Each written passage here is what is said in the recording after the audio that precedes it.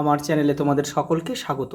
আজ আমরা ক্লাস 4-এর রায়োমার্টিন প্রশ্নবিচিত্রা থেকে অঙ্কের দ্বিতীয় পর্যায়ক্রমিক মূল্যায়নের পঞ্চম স্কুল সলভ করব।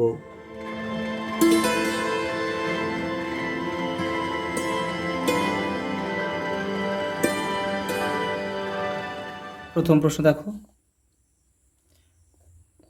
দৈর্ঘ্য পরিমাপের একক হচ্ছে মিটার। যে সংখ্যা দিয়ে ভাগ করা হয় তাকে কি বলা হয়? ভাজক। আর যাকে ভাগ করা হয় তাকে বলা হয় ভাজ্য। 3 ও 4-এর সবচেয়ে ছোট সাধারণ গুণিতক কত? 3 4 কত? 12।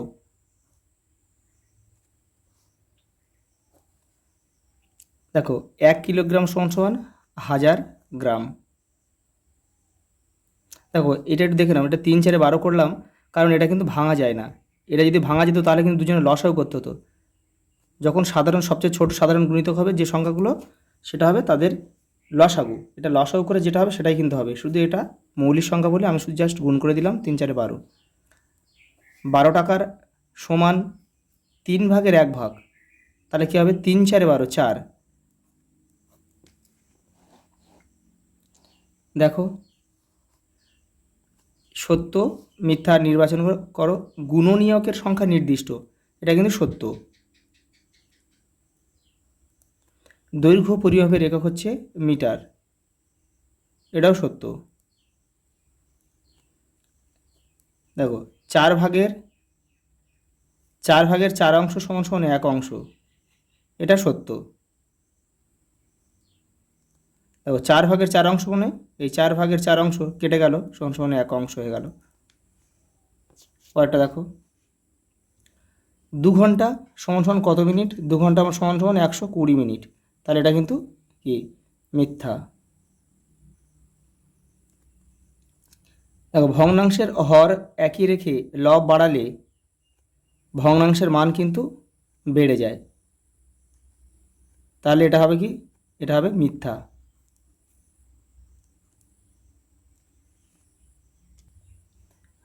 পরেরটা দেখো, 10 মিলিমিটার সমান সমান কত সেন্টিমিটার? দেখো মিলিমিটার থেকে সেন্টিমিটার, অর্থাৎ দেখো এটা ডান দিক থেকে বাঁ দিকে আসছে। দেখো মিলিমিটার থেকে সেন্টিমিটার, ক ঘর? 1 ঘর 2 ঘর, মানে একটা 1 একটা 0, মানে 10। 10 দিয়ে কিন্তু ভাগ করতে হবে। ডান দিকে গেলে ভাগ, আর দেখো সরি, ডান দিকে গেলে গুণ হবে, আর ডান দিক থেকে বাঁ দিকে আসলে কিন্তু ভাগ হবে। তাহলে মিলিমিটার, এখানে মিলিমিটার থেকে সেন্টিমিটার 10 দিয়ে ভাগ, তাহলে 10 দিয়ে ভাগ করলে এটা কত হবে? 1 হবে, 1 সেন্টিমিটার। দেখো বস্তুর ভর মাপা হয় বাটখারার সাহায্যে। 3 ভাগের 10 ভাগ, 10 ভাগের এটা কী হবে? 3-এর 10, 3-এর 10 অর্থাৎ 10 ভাগের 3 ভাগ। পরেরটা দেখো, অধিবর্ষ। অধিবর্ষ মানে লিপ ইয়ার। দেখো সাধারণ বছরগুলো হয় 365 দিনে, আর যখন অধিবর্ষ হয় 1 দিন বেড়ে যায়, হয়ে যায় কত? 366 দিন। দেখো এটা আমাদেরকে একটা বিয়োগ করতে বলেছে। দেখো এখানে বিয়োগটা করছি, এখানে 9 আছে নিচে, 9 লসাগু, তার 9 9 মিলে গেল, উপরে 6 আর 4 বসে যাবে, তাহলে 2-এর 9, 2-এর 9 দিন।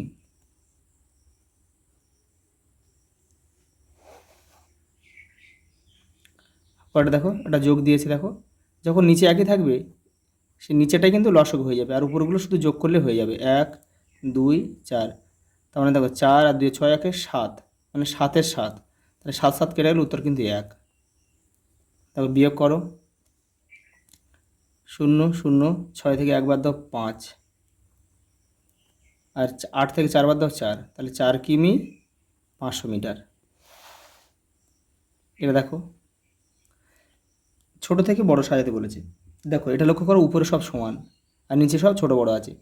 যখন উপরে সমান একই থাকবে, নিচে আলাদা থাকবে, তখন নিচে যে বড় সেই কিন্তু সব থেকে ছোটো। তাহলে এখানে দেখো 17 সব থেকে বড়ো, তাহলে এই সংখ্যাটা, এই ভগ্নাংশটা সব থেকে ছোটো, তাহলে আমরা 3-এর 17 আগে লিখব।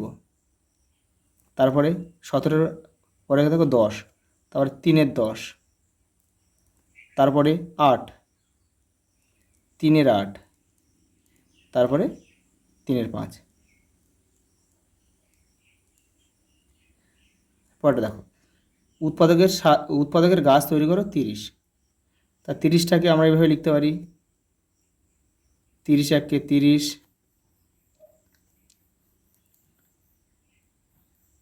15 দুগুণে 30, 3 10 30, 5 6 30, এভাবে আমরা লিখতে পারি।